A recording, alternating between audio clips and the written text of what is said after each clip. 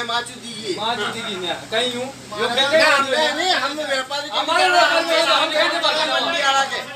हम मंडी आला के किसान है।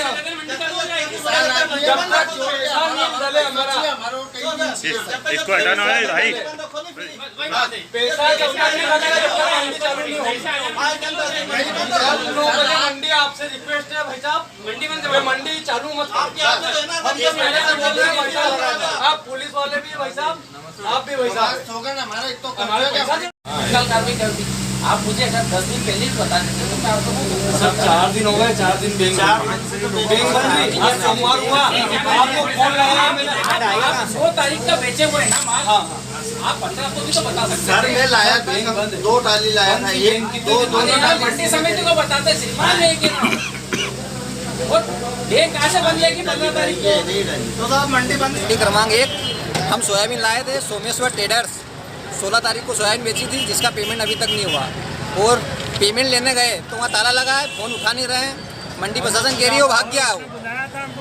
वो शनिवार हर किसान को बुलाया, शनिवार को किसी को बोल दोपहर बाद डाल दूंगा पेमेंट। आपका कितना पैसा है? मेरा 88,693। करीब कितने किसानों का पैसा होगा? ये करीब 25-30 किसान और अभी ये मीडिया में खबर जाएगी तो और किसान आएंगे, क्योंकि मैंने जिस दिन ट्रैक्टर तोले थे उस दिन 20-25 ट्रैक्टर तो थे ही सही, वो ये बाकी जो किसान आए 12 तारीख के आए। आपकी क्या फसल तोली थी आपने? सोयाबीन। सोयाबीन तोला।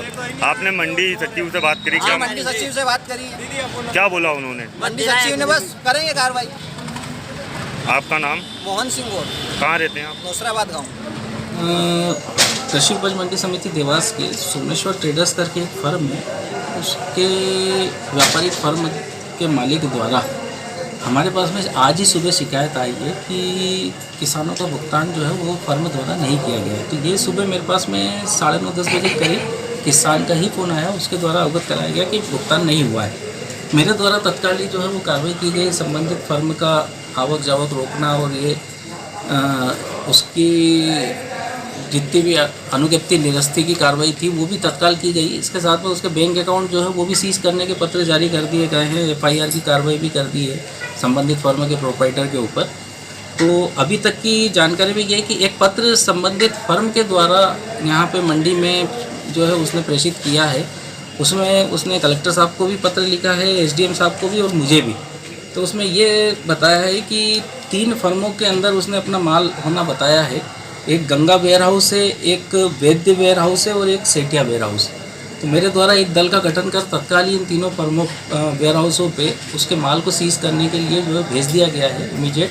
तो वहाँ की जो भी जानकारी लगती है वो उसके हिसाब से कार्रवाई करेंगे, और कृषकों के भुगतान के लिए जो भी इसका होगा उसकी संपत्ति अधिग्रहण करने की कार्रवाई जो मंडी अधिनियम में प्रावधान है उसके तहत उसकी मंडी संपत्ति की भी अधिग्रहण की जानकारी में मेरे पास में जो जानकारी आई है उसके हिसाब से 22 लाख के करीब का किसानों का भुगतान जो है वो शेष आ रहा है। सर इसके पहले एक मामला आया था विद्या ट्रेडर्स का, उसमें भी इसी तरह की समस्या आई थी किसानों को, और अब ये दूसरा मामला है। सर क्या मानते हैं इस चीज़ को आप? क्या मानते हैं? थोड़ी सी देखिए इसमें क्या हो रहा है कि नगद भुगतान जब रहता था हमारी मंडी अधिनियम के तहत तो उसमें क्या है कि हमारे पास में तत्काल ही सूची आ जाती थी।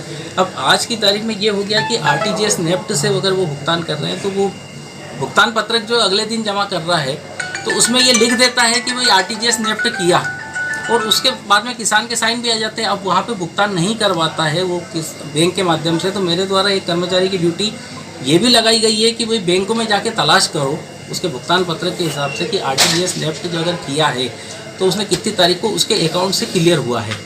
तो वो चीज़ भी कर रहे थे, लेकिन इतने ज़्यादा व्यापारिक संख्या रहते हैं, कम से कम 60-70 हैं, तो वो तत्काल जो है सब सारी चीज़ों को देख पाना संभव नहीं हो पा रहा है। फिर भी हमारे द्वारा प्रयास किए जा रहे हैं।